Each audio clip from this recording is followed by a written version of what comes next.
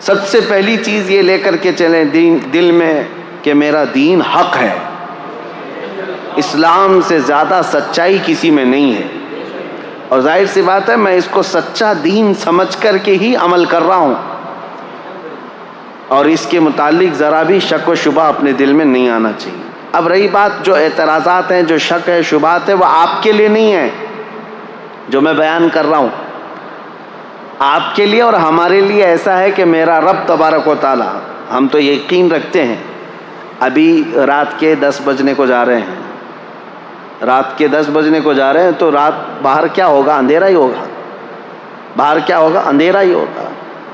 سورج کے نکلنے میں ابھی کافی ٹائم باقی، ہو سکتا ہے ابھی 8-10 گھنٹے 12 گھنٹے، ابھی تقریباً 8 گھنٹے کے بعد ہو سکتا ہے سورج نکلے، لیکن بحیثیت مسلمان ہمارا عقیدہ یہ ہے کہ مولا تبارک و تعالیٰ اگر چاہے تو ابھی 1 منٹ میں نہیں، 1 سیکنڈ میں سورج کو پھر سے طلوع کر سکتا ہے۔ یہ ایمان کی مضبوطی، یہ یقین کے ساتھ ہم ہیں۔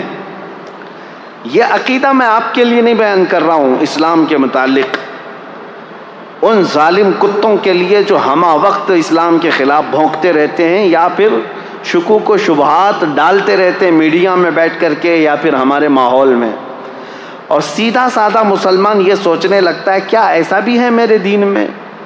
اس لیے میرے عزیزو، ان کی جانب سے 1000 شک و شبہات آئیں، لیکن تمہارا دین حق ہے، اس پر تمہیں یقین کامل ہونا چاہیے، اس وقت تک تم مومن نہیں ہو۔ یہ تو چند ٹکے کے خریدے ہوئے لوگ ہیں جو آج سوالات کر کر کے تمہارے دلوں میں شک پیدا کرتے ہوں۔ کل کو اگر دجال تمہارے سامنے آئے اور وہ یہ کہے میں خدا ہوں، تم کہو گے نہیں، تم خدا نہیں ہو سکتے۔ تم سے سوال کرے گا پھر خدا کون ہے؟ تم کہو گے خدا وہ ہے جو آسمان سے بارش نازل کرتا ہے۔ وہ کہے گا کہ ابھی میں بارش برسا کر کے دکھاتا ہوں، بارش برسائے گا۔ تمہاری دلیل تو ختم ہو گئی نا۔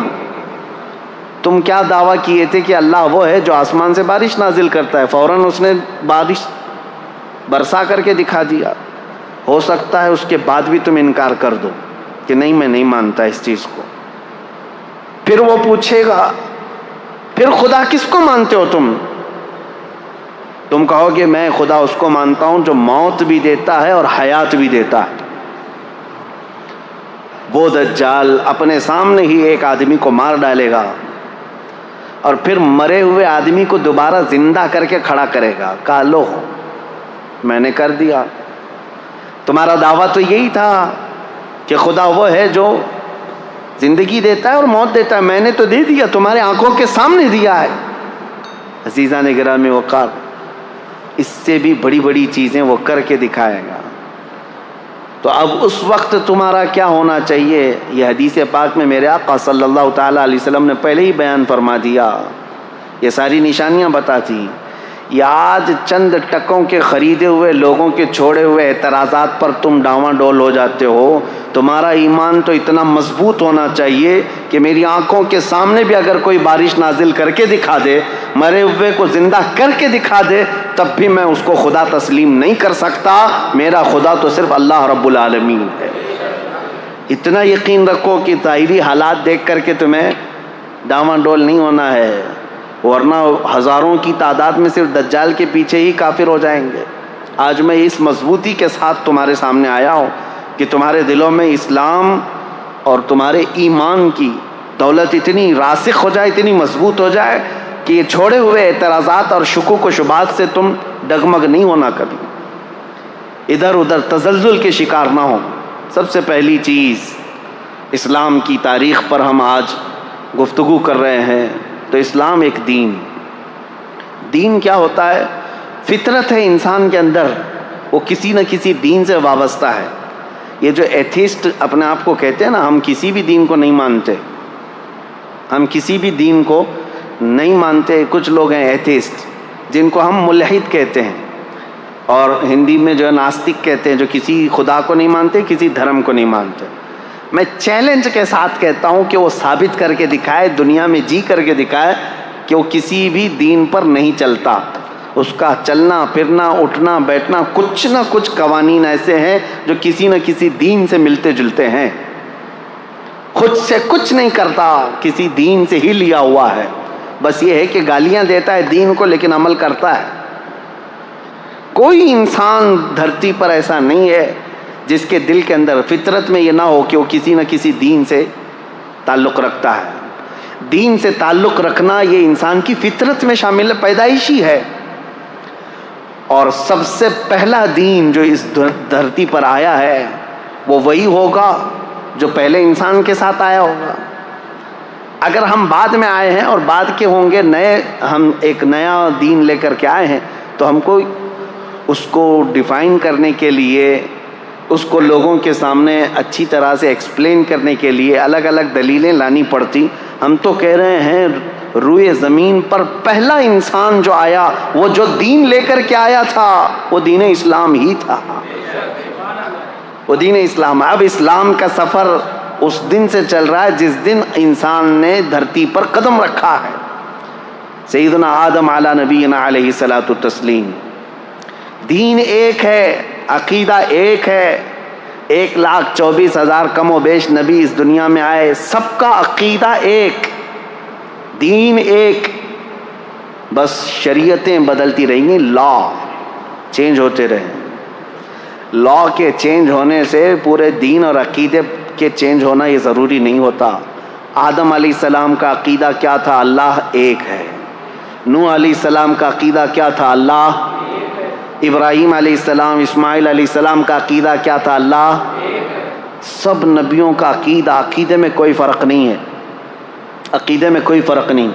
سارے نبیوں کا عقیدہ تھا فرشتے موجود ہیں، سارے نبیوں کا ایمان تھا، عقیدہ تھا کہ قیامت کا دن قائم ہونے والا ہے، آخرت پر سب ان معاملات میں کوئی فرق نہیں۔ دین اسلام کی جو بنیاد ہے وہ آدم علیہ السلام سے ہے۔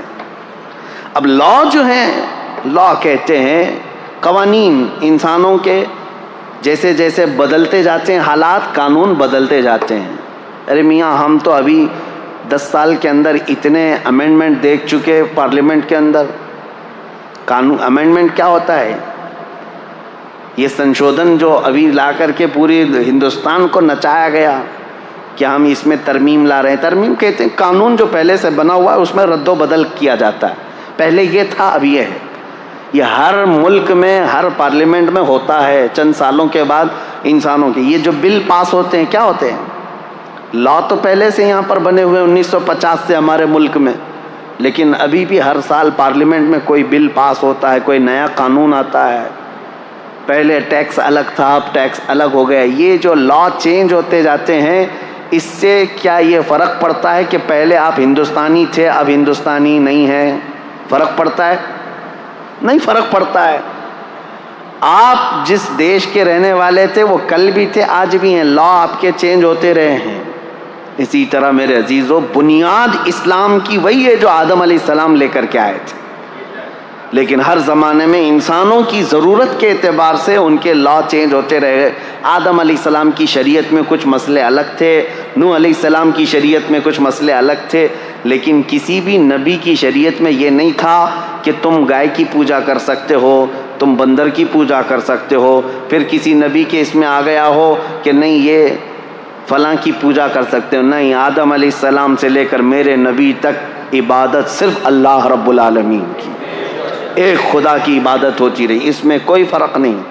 تو اب میں تاریخ اسلام جو بتا رہا ہوں تو فخر سے کہو میرا دین وہی ہے جو دنیا کی شروع سے لے کر آج تک موجود ہے۔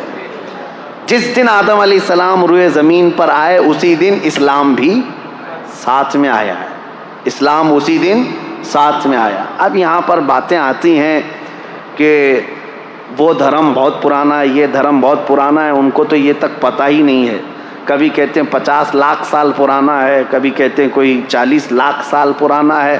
یہ اٹکل پچو ہے، دنیا 1 لاکھ سال پرانی ہے یا نہیں یہ ثابت نہیں کر پائیں گے۔ دنیا کو قائم ہوئے یعنی آدم علیہ السلام کو اس روئے زمین پر آئے ہوئے اور اب تک کتنا سال گزرا، یہ اب تک یہ بتا نہ سکیں گے کہ 1 لاکھ سال گزرے ہیں کہ 2 لاکھ، لیکن اٹکل پچو مارے جاتے ہیں کہ ہمارا جو ماننے والا عقیدہ ہے یہ 50 لاکھ پرانا ہے، 50 लाख बोलो, ख्याली तो है पूरा धर्म, तो 50 लाख बोलो, 50 करोड़ बोलो, सब चलेगा, कोई मसला ही नहीं है, क्योंकि कहानी है, जितना भी बोल लो चलेगा। रियलिटी क्या है, हकीकत क्या है, तो फिर आपको हम तारीख के हिसाब से बताएंगे। मेरा दीन उस दिन से है जिस दिन आदम अलैहिस्सलाम ज़मीन पर तशरीफ़ लाए। अब उनके मुतालिक ऐसा नहीं है कि सिर्फ दीन इस्लाम ही बोलता है, ईसाइयों की किताबों में भी आदम अलैहिस्सलाम का जिक्र है, यहूदियों की किताबों में भी आदम अलैहिस्सलाम का जिक्र है, ये दुनिया के बड़े बड़े जो मज़ाहिब माने जाते हैं, दीन माने जाते हैं, उन सब में भी आदम अलैहिस्सलाम का जिक्र मौजूद है, इसका इनकार नहीं कर सकते। आज दुनिया में जितने रिलीजियंस पाए जाते हैं, ये मेरी स्पेशल स्टडी रही है पहले, ये और बात है कि तकरीबन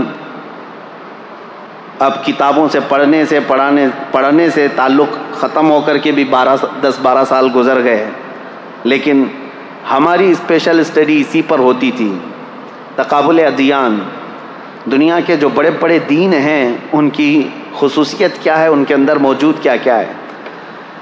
इस तरह से अगर मैं फ़र्क करके बताऊं तो सबसे ज़्यादा मेजॉरिटी में, अगर पूरी दुनिया में 100 दीन पाए जा रहे हैं, 100 दीन अगर पाए जा रहे हैं, तो उसमें से 85 से 90 दीन सिर्फ हिंदुस्तान में है, बाकी पूरी दुनिया में।